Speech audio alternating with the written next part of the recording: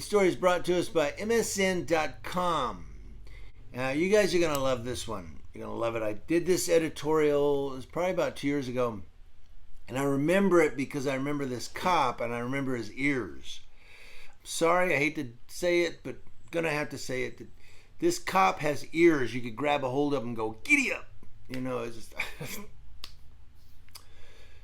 But you guys are going to love what happened with this cop. Yeah, you're going to love it. Sure you are. A judge in New Mexico has dropped the second-degree murder charge against a former police officer who was accused of killing a man by using a chokehold in February of 2020. Does that mean he gets his job back?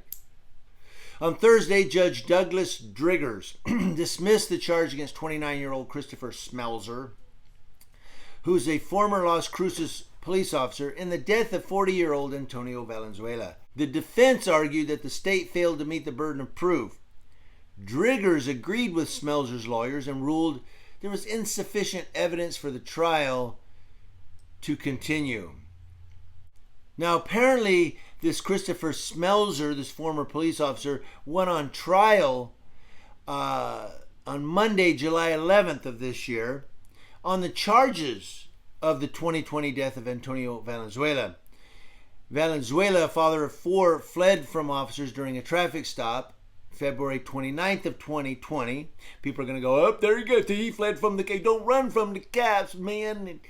You don't, but don't warrant a death sentence for a traffic stop. Smelzer and his partner, Las Cruces Police Department officer Andrew Tuton, I remember that. I did this story, ran after Valenzuela and eventually caught up to him. After a brief altercation, Smelzer grabbed him using a vascular neck restraint, a controversial and dangerous technique that has come under scrutiny over the past few years with law enforcement. Valenzuela died an hour later from asphyxia or suffocation, according to an autopsy report. Methamphetamines present in his system also contributed to his death. People are going to go, see there, he died of the drugs. Didn't die because of the cop. No, it said asphyxiation or suffocation. The cop contributed to his death with that.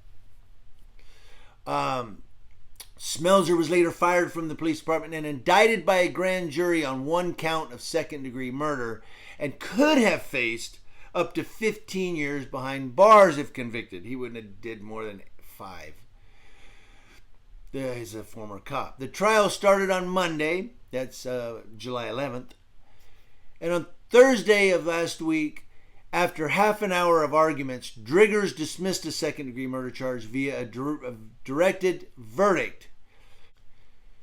But those chokehold things, man, he should have been charged with something for that.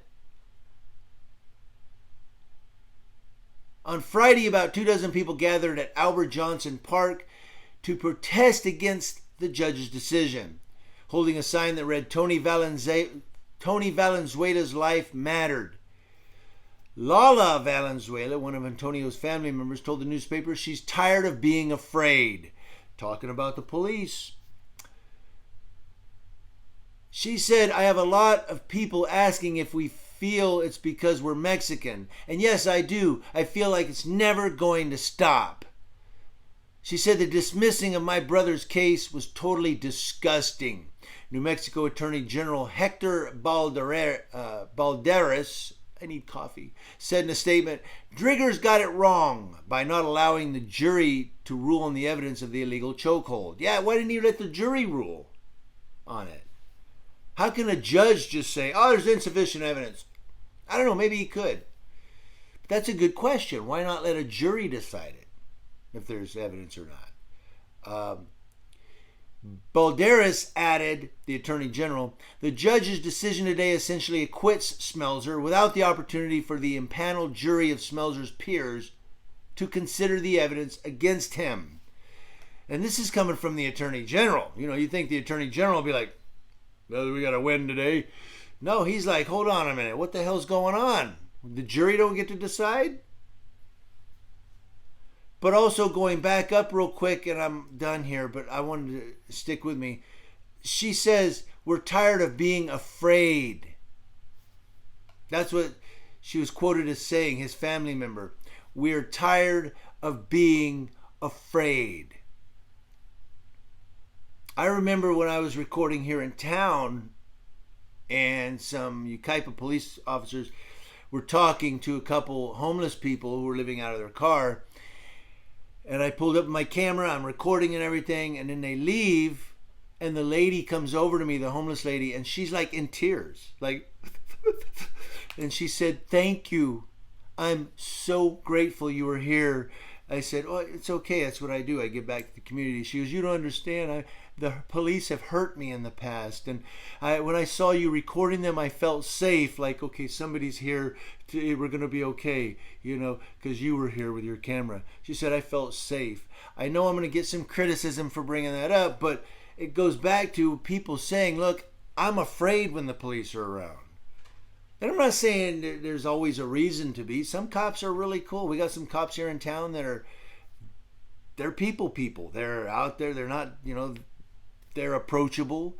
They'll talk to you in a way. But then we've got other cops, yes, like this guy who will put you in a chokehold until you die.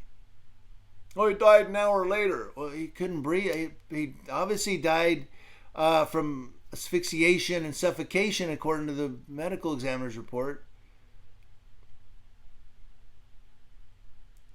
But the point is, like she said, we're tired of being afraid.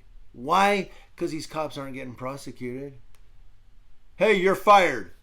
Go be a cop somewhere else. Do that to somebody else in some other city.